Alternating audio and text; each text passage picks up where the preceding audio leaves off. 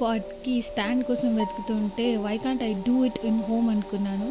So అలాగే Amazon parcels వస్తుంటే ఆ బాక్సెస్తోని ఏమన్నా చేయొచ్చు కదా అని చెప్పేసి థాట్ చేసి దాన్ని ఇలా ప్రిపేర్ చేశానన్నమాట. It is so cute and చాలా తక్కువ టైంలో అయిపోయింది. I haven't expected. దీన్ని మొత్తం ఒక న్యూస్ పేపర్స్తోని మొత్తం దాని లేయర్ మొత్తం నేను కవర్ చేశానండి.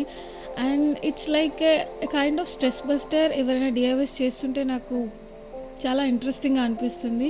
So this is how the output is. But ఏదో కొంచెం సాటిస్ఫాక్షన్ లేకుండే నాకు.